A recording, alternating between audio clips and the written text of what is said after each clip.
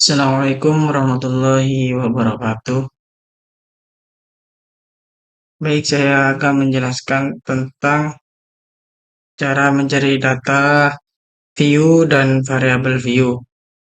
Pertama-tama kita langsung kepada Excel yang sudah ada data tersebut. Yang pertama kita ngambil data kedisiplinan, beban kerja, dan kinerja. Kita blok dari ini sampai bawah, salin, langsung kita ke SPSS-nya. Yang pertama kita harus mencari data view, terus salin ke data view. Nah, dan yang kedua langsung ke data variabel view.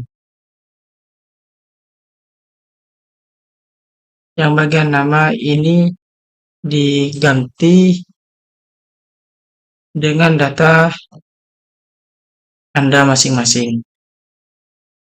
Kalau dari data punya saya, yang pertama itu kedisiplinan. Kita harus menggunakan angka besar yang paling depan.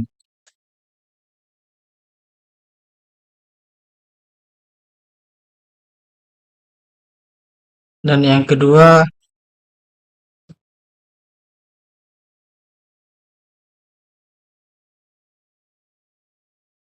beban kerja.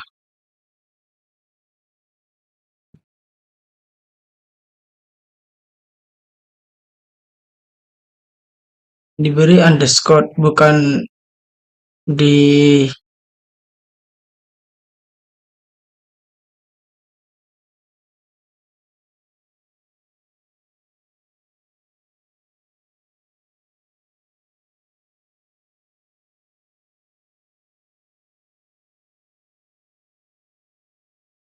yang ketiga kinerja.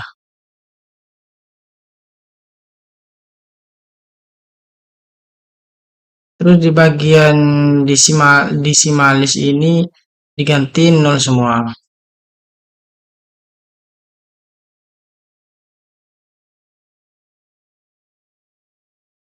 Terus di bagian label ini ditulis lagi seperti biasanya.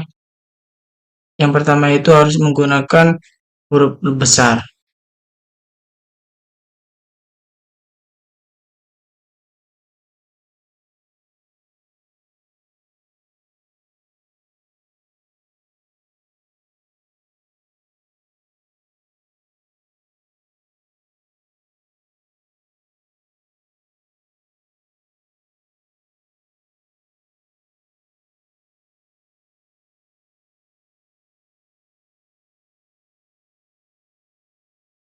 Terus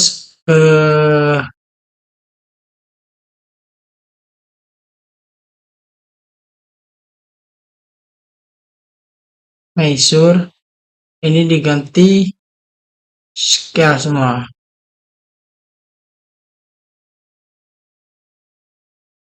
Kemudian kita ke analis, cari yang namanya regression, langsung ke linear. Nah, terus kita harus mencari yang dependent dan independent. Yang bagian kinerja ini dependent dan sisanya kita taruh kepada independent semua. Nah, kita udah semua dan klik OK. Udah jadi. Dan interpretasinya saya udah nyimpen di Word. Nah, ini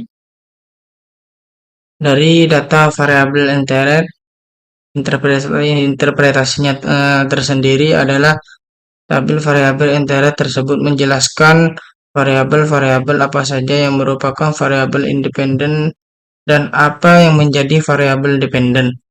Terlihat bahwa yang menjadi variabel independen adalah kedisiplinan beban kerja, sedangkan yang menjadi variabel dependen adalah kinerja.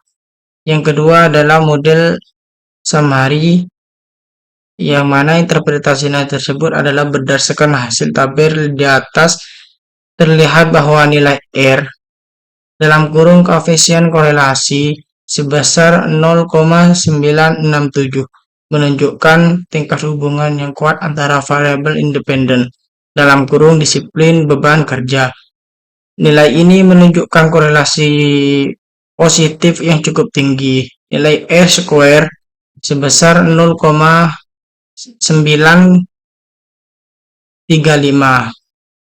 berarti sekitar 93,5%. Variasi dalam variabel dependen dapat dijelaskan oleh variabel kedisiplinan beban kerja, bahwa model memiliki kemampuan yang baik dalam menjelaskan variabel data. Nilai R2 sebesar 0,930 atau 93,0%.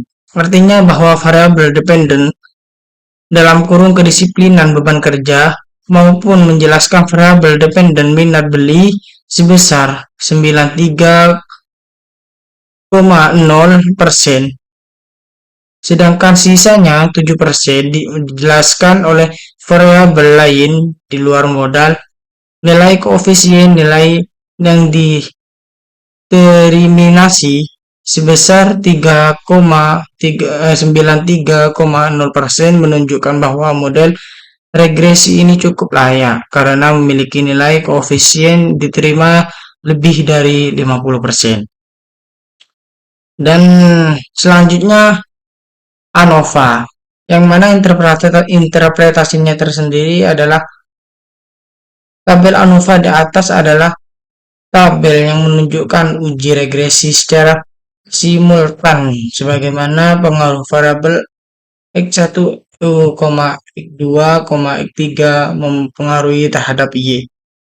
Keputusan yang pertama, bila nilai F hitung lebih kecil dari F tabel, maka H0 diterima, dan apabila nilai F hitung lebih besar dari F tabel, maka H1 diterima. Berdasarkan tabel di atas, dapat diketahui bahwa F hitung dalam kurung 176,585 lebih besar dari F tabel 3,35, sehingga H1 diterima, di mana variabel harga gaya hidup kualitas berpengaruh secara bersama-sama terhadap minat beli.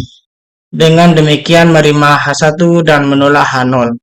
Keputusan yang kedua, bila nilai SIG lebih kecil dari 0,05 maka H1 diterima.